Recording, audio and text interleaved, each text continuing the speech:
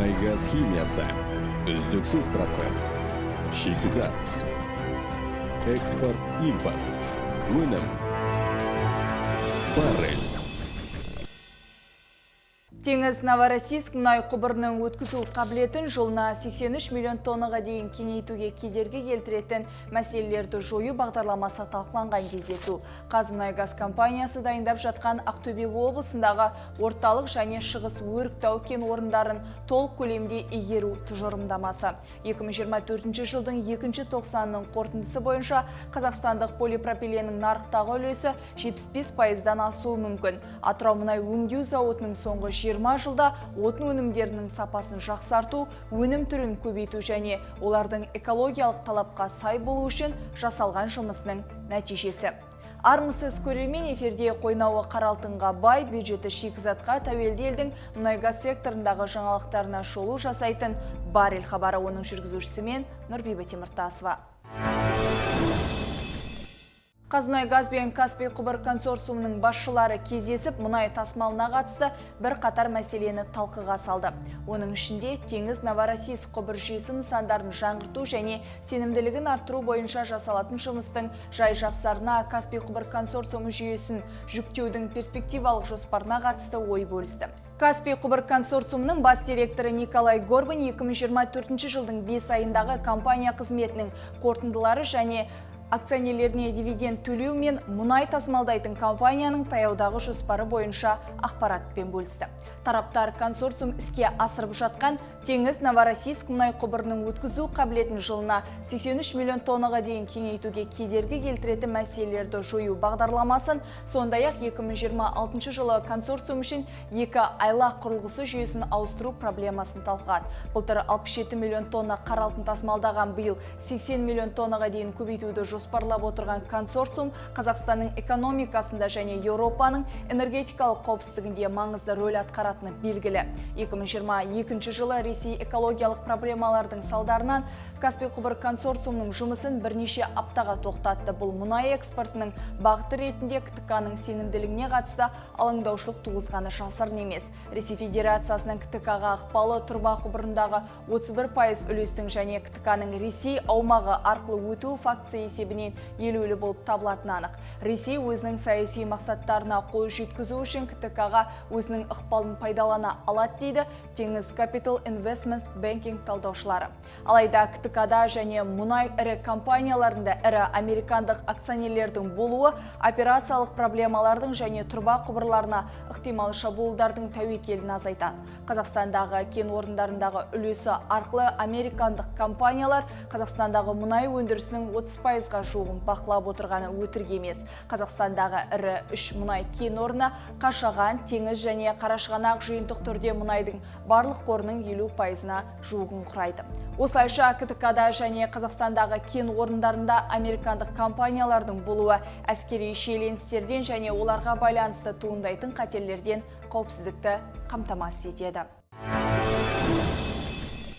Қазмұнайгаз Ақтөбе облысындағы орталық және шығыс өріктау кен орындарын толық көлемде игеру тұжырымдамасын дайындап жатыр. 2023 жылдың желтоқсанда компания шығыс өріктау мұнай-газ кен орнын өнеркәсіптік пайдалануға берді. Бұл Ақтөбе өңірі үшін тауар және сұйытылған газдың қосымша көлемін алуға мүмкіндік берді. 2024 жылы шығыс өріктауда 89 мың тонна мұнай және шамамен 46 миллион текше метр газ өндіру жоспарланып отыр. Қазмұнайгаз орталық өріктау газ конденсаты кен орны бойынша өнеркәсіптік игеруді бастаудың бірнеше нұсқасы мен техникалық экономикалық негіздемесін әзірлейді. Орталық өріктау табиғи газдың едәуір қоры бар газ конденсаты кен орны. Орталық өріктау кен орны толық көлемде игерілгенде жылына 1 миллиард текше метр газ өндіруге мүмкіндік туады.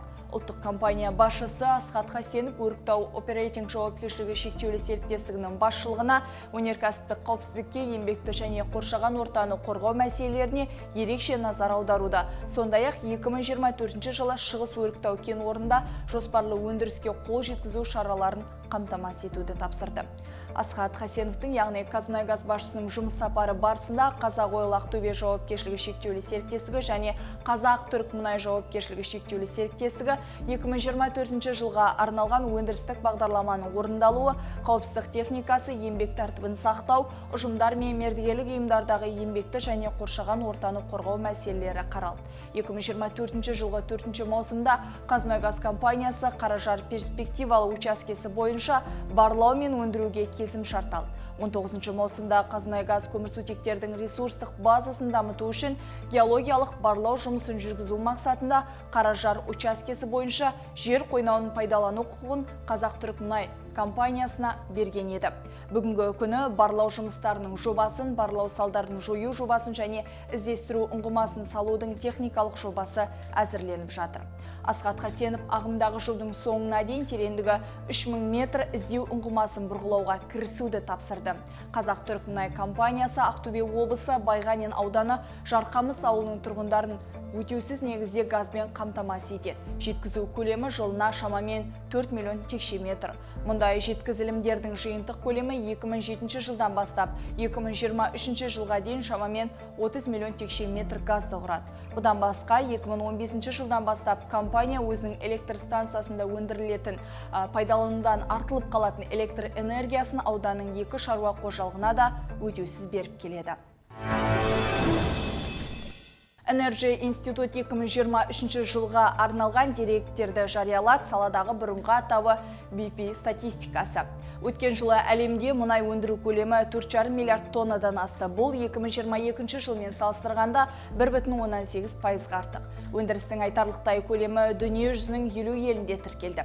Үздік елдердің ішінде 2023 жылы өндірістің ең үлкен өсімі Иран, Аргентина, Бразилия және Ливияда байқалды. Ең қатты құлдырау Сауд Арабиясында болған. ақш, Ресей және Сауд Арабиясы өздерінің үстемдік жағдайын сақтап қалды. Бұл әлемдік мұнай өндірудің шамамен 42%. Қазақстан 1,9%-ға жуық үлеспен 13-ші орынды сақтап қалды. Мұндай мәліметті Қазэнерджи таратты. 2024 жылдың 2-ші тоқсанның қорытындысы бойынша қазақстандық полипропиленнің нарықтағы үлесі 75%-дан асуы мүмкін. Мұндай болжам KPI компаниясының маркетинг және сату жөніндегі директоры Данила Могилевцева 20-21 маусымда Алматыда Аргус агенттігі ұйымдастырған Қазақстан мен Орталық Азияның мұнай-газ нарығы 2024 конференциясы барысында айтты. Қазақстандағы полипропилен нарығы 2022 жылға дейін импортқа тәуелді болды. Оның үлесі 60%-дан 95%-ға дейін көбейген еді. Ал KPI газ-химия кешені іске қосылған сәттен бастап импортқа тәуелділік айтарлықтай төмендеген рас. Бұл ретте 2024 жылдың қорытындысы бойынша елімізде полипропиленді қайта өңдеу саласының өсуі 6%-ға жетуі және полипропилен гомополимерін тұтыну 45,5-46 мың тоннаны құрауы мүмкін. Бұл отандық өңдеу өнеркәсібі үшін жаңа рекорд болуы ықтимал. KPI компаниясы полипропилен маркаларын көбейтуде. Бүгінгі таңда игерілген маркалардың 4-еуі бұрын Қазақстанда өндірілмеген. Маркалық ассортимент ел ішіндегі қайта өңдеудің барлық сегментінің қажеттіліктерін қанағаттандыратынына қарамастан компания жергілікті ғана емес, сонымен қатар халықаралық нарықтар тарапынан сұранысқа жауап беру үшін маркалар портфелін 11-ге дейін кеңейтуді жоспарлап отыр. Сонымен қатар KPI клиенттерге қызмет көрсету деңгейін арттыру үшін бірқатар бастаманы жүзеге асырып жатыр. Серіктестерге ыңғайлы болу үшін KPI компаниясы өз клиенттеріне полимерлерді қайта өңдеу режимін реттеуге көмек, клиенттер өндірісінің тиімділігін арттыру бойынша мамандардың кеңестері бойынша техникалық сервис қызметтерін ұсынады. 2024 жылдың мамыр айында Алматы қаласында қоймасы ашылған еді. Ол KPI өнімдерін Қазақстанның оңтүстігіндегі клиенттерге жеткізу мерзімін 10-14 күннен 1-2 күнге дейін қысқартады. Форсаж бағдарламасы полимерлердің барлық қайта өңдеушіге қолжетімді және қайта өңдеушілердің қуаттарын жүктеуге, отандық тауарлар экспортының өсуіне, импортты алмастыруға, қайта өңдеудің озық технологияларын енгізуге ықпал ететін шараларды қамтиды. Атырау мұнай өңдеу зауыты соңғы 20 жылда отын өнімдерінің сапасын жақсарту, өнім түрлерін көбейту және олардың экологиялық талаптарға сай болу үшін кезең-кезеңмен жаңғырту жұмыстарын жүргізіп жатыр. Бұл автокөліктен шығатын газдардың теріс әсерін азайтуға бағытталған. Бір жағынан экологиялық көрсеткіштердің аз да болса бір жақсаруына әсер етуде. 2003-2006 жылдары өткен жаңғыртудың бірінші кезеңі дизель отыны мен автобензиннің сапасын Еуро 2 стандартына дейін жақсартты. Салынған және іске қосылған технологиялық қондырғылардың арқасында зауыт шығаратын дизель отыны құрамында күкірт мөлшері азайды. Дизель отыны Еуро 2 стандартына сай болды, яғни күкірттің массалық мөлшері килограммына 500 миллиграммнан аспады. Жанған кезде отын құрамындағы күкірт қоршаған ортаға зиянды күкірт ангидритінің түзілуіне әкеледі. Атырау мұнай өңдеу зауытының отандық автокөлік жүргізушілеріне арнап Еуро 2 дизель отынын өндіруі ауаға шығарылатын күкіртті ангидрит мөлшерін едәуір азайтты. Сонымен қатар зауыт өндірілетін автобензиннің моторлы сипаттамасын жақсартты. 2010-2016 жылдары жүргізілген жаңғыртудың екінші кезеңінің нәтижесінде автобензин сапасын Еуро 4 экологиялық стандартына жетті. Автобензин құрамындағы бензол мөлшерін төмендетуге мүмкіндік беретін қондырғылардың құрылысы аяқталды. Бензол бұл канцерогенді зат. Жаңғыртудың екінші кезеңі қорытындысы бойынша зауыт Еуро 4 маркалы экологиялық бензин шығара бастады. Онда бензолдың мөлшері небәрі 1% болды. Басқаша айтқанда Еуро 4 стандартындағы бензиннің әр килограммында 10 грамм бензол бар. Бұл Еуро 2 стандартындағы отын мөлшеріне қарағанда 5 есе аз. 2011-2018 жылдары өткен жаңғыртудың үшінші кезеңі экологиялық автобензин мен дизель отыны өндірісінің көлемін ұлғайтуға, сондай-ақ Еуро 5 экологиялық стандартын қамтамасыз етуге мүмкіндік берді. Егер Еуро 4 үшін күкірт мөлшері 1 килограммда 50 миллиграмм болса, онда Еуро 5 стандартындағы отын құрамында тек 10 миллиграмм күкірт болатынын атап өткен жөн. Бір сөзбен айтқанда, Еуро 5 стандартын игерген зауыт Еуро 4 стандартымен салыстырғанда автобензин мен дизель отыны құрамындағы күкірт қосылыстарын 5 есеге азайтқан. Сондай-ақ Еуро 5 класындағы бензинде ароматикалық көмірсутек пен қоспалардың мөлшері шектеулі болады.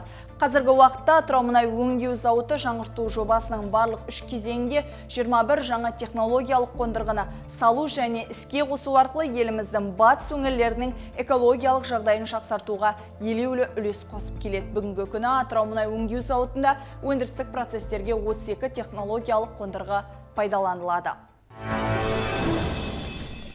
Құрметті көрермен, осылайша бар ел хабарының кезекті санын аяқтаймын. Амандықта жүздескенше, қош, сау болыңыздар.